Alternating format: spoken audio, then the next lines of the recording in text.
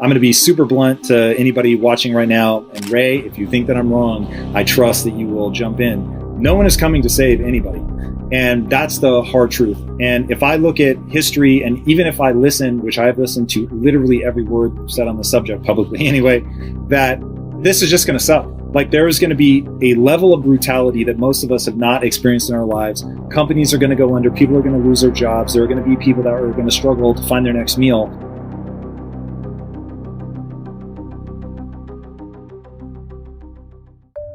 The same things happen over and over again through time for basically the same reasons. A lot of these things happen once in a lifetime, and if you don't go back and see how they worked over time, then you're in trouble. So there's a pattern.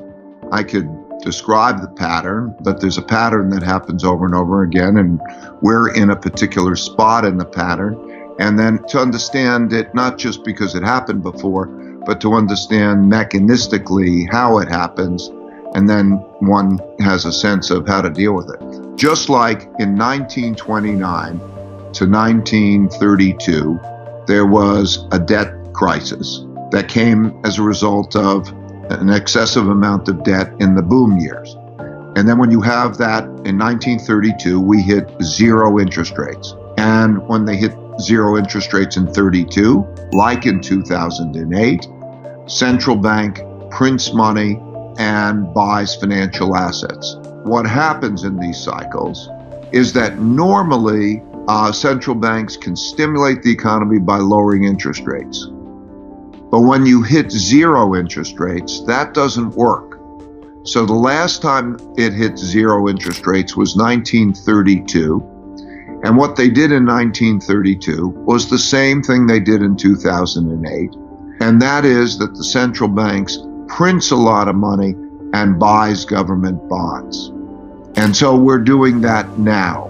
And just to be clear, the reason that they're doing that is so somebody has bought a government bond. The government is basically saying, hey, you, dear person, lend me the money. I'm going to build something, roads, whatever, but I'm going to pay you back in a year, 2 years, 10 years, whatever, plus interest, I would assume. That makes it worthwhile. And the reason that the government is going in and buying those is to get back liquidity to the people that have loaned them that money? Yes, because think of it this way. The central government, and also companies and individuals, don't have the capacity to create money. So the central government has the right to determine they can tax people, they can get money from people, and they can spend money on whatever they want to spend money on. But they don't have the right to print money and create money and credit like the central bank does. Central bank is the Federal Reserve. Similarly, the Federal Reserve does not have the right to spend money and determine how it's spent. That's for Congress. Every individual, every company, and every government has a certain amount of money that comes in the form of income, a certain amount of expenses, and then a certain amount of savings. So you do individually, and it works the same way for everyone, so that if their income falls to be less than their expenditures, they're in trouble unless they have a good savings. And then they go to the savings. So all around the world, there are lots of entities that are in trouble in that way.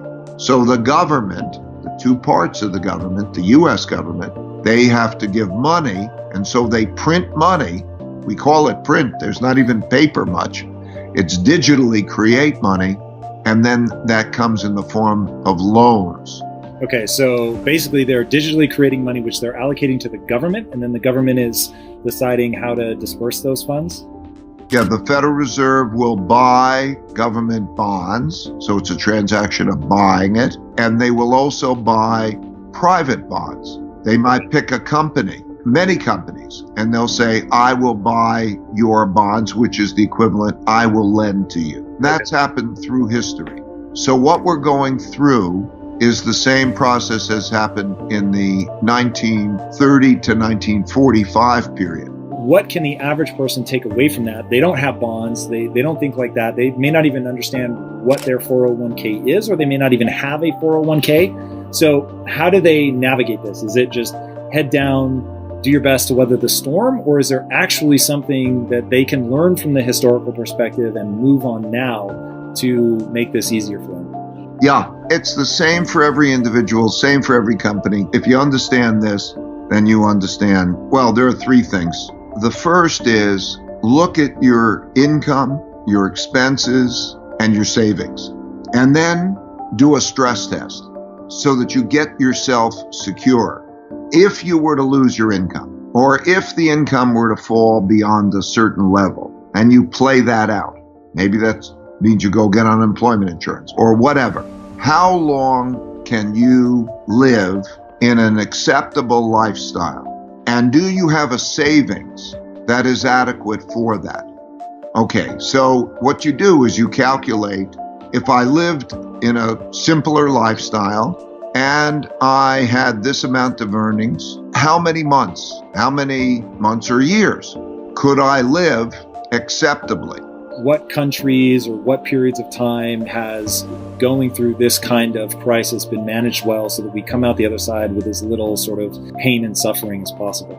Well, an example would be the differences in the way Roosevelt did it. So again, 1929 to 32, interest rates hit zero, they print money, we had a large wealth gap, and then they sat down and they figured out, how do we keep it orderly and how do we change the circumstances, whether it's taxes or how do you reorganize it so that the system works well. There is a risk also at the same time, because the world is going through that, there's a risk of conflict. So in Germany, Hitler came in power in 1933. And he came in power in 1933 because there was a lot of internal fighting as to try to produce order. Because everybody, the left and the right, the communists and the fascists, and they're all fighting about wealth, because everybody's fighting about wealth when you have a downturn. And then they were democracies. 4 democracies existed then that chose not to be democracies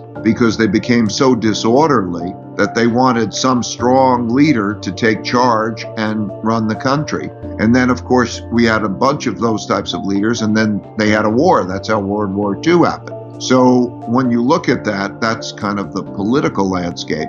But back to the average man in terms of his finances, I would say the important thing is those 3 elements: to have a plan, and maybe to have a plan with both your family. What's the importance of education in, when we start thinking about protecting successive generations, how much of that comes down to education?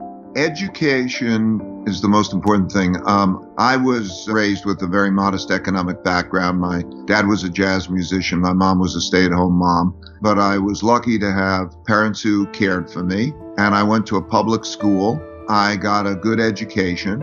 And I came out to a world of equal opportunity.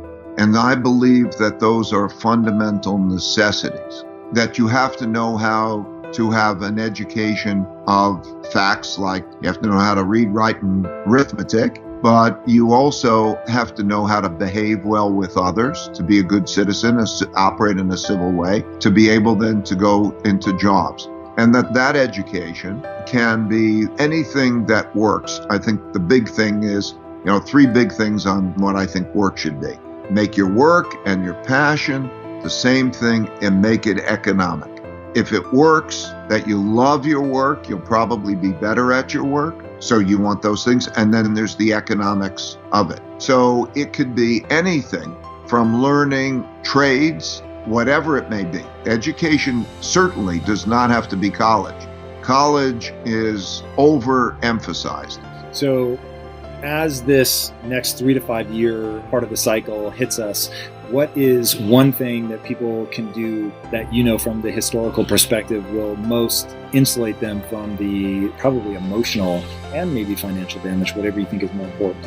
Well, the things that I thought about, some of the things I mentioned earlier, the plan for the worst case scenario and make it terrific is one of the things. The understanding how to triangulate well to deal with whatever problems that you're going to face and how to work that through to find the path and find your nature. But also, one thing that's helped me a lot is meditation.